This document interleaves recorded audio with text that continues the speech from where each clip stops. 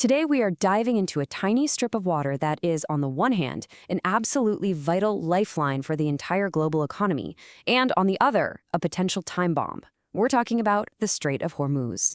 You hear phrases like this thrown around all the time. One of the most dangerous pressure points on Earth, a global fault line. But you know what? When it comes to this place, that is not an exaggeration. The stakes here are just incredibly high. So, why? Why does it matter so much? Well, it all comes down to this. A staggering 21% of the world's entire oil consumption flows through this one single choke point. And if you look closer at that chart, a massive chunk of that is heading straight for Asia. The economic health of countries like China, Japan, and India is directly tethered to things staying stable in this one narrow strait. To really get a feel for the tension, you first have to look at the map, because in this part of the world, more than almost anywhere else, geography is strategy.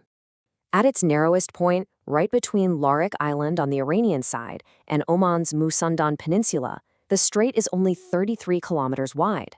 I mean, that is shockingly narrow for a passage this important. But, get this, the actual usable shipping lanes for those gigantic supertankers, they're just 3 kilometers wide in each direction. 3 kilometers! It basically forces the world's most valuable cargo into these really predictable, easily targetable lines on the water. And that tight geometry creates what some have called an architecture of pressure. You've got Iran leveraging its long coastline with things like swarms of fast attack craft and coastal missiles. And on the other side, Oman and its allies are countering with powerful radar and constant naval patrols. It turns the whole strait into this highly militarized chessboard, where every single move is being watched. This creates an atmosphere that is just unbelievably tense. You hear sailors who've passed through describe it. They say it feels as if gun barrels were pointed directly at them from both sides. Can you just imagine that? The feeling of being watched, of knowing your potential target at any given moment. But here's the thing. That image of constant military tension, the one that dominates all the headlines, it's not the complete picture, not even close. So let's move beyond that story for a bit. So it really makes you wonder, right? Is this constant tension, this feeling of being on the brink, is that the whole story? And the answer is a definite no. As one analysis put it so well, Hormuz is more than tension. And this is where our story takes a really fascinating turn into a world that most people would never, ever associate with this region. We're going to explore a world of just incredible color, ancient history, and deep geologic time, all hidden in plain sight, right next to this global fault line. And this isn't just me saying it's special. The region's importance is actually recognized by UNESCO. I mean, we're talking about the traditional skills of building these amazing Iranian lenge boats, being protected heritage. And Iran's Keshem Island is home to the Middle East's first ever UNESCO Global Geopark. Let's check that out. This is the Loft Old City on Keshem Island. It's an entire town built from coral stone, clay, and sun-baked earth. And you see those skinny towers? Those are ancient wind catchers. They're basically an ingenious, centuries-old form of natural air conditioning, designed to make life bearable in that intense heat.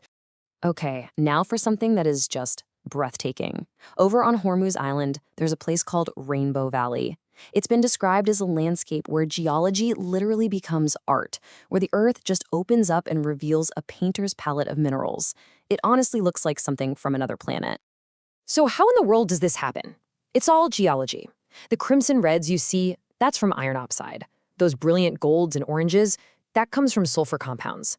And the dark, almost brushed-on strokes you see in the landscape, that's volcanic rock. It's like the island itself is the artist. And if you go deep beneath that colorful surface, you find another world entirely, the Hormuz Salt Caves. These are these enormous salt domes that have been pushed up from deep within the Earth's crust.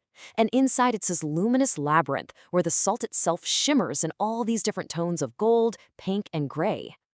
Now let's hop over to the other side of the strait, to Oman's Musandan Peninsula. This is where you find the Arabian fjords. And it's just what it sounds like, these rugged desert mountains that just plunge directly into the sea. It creates one of the most stunning coastlines you'll ever see. And way up high on Jebel Harim, the peninsula's highest peak, life just finds a way, and it's amazing. You can find fossils of ancient seashells up there, which proves the whole mountain was once underwater.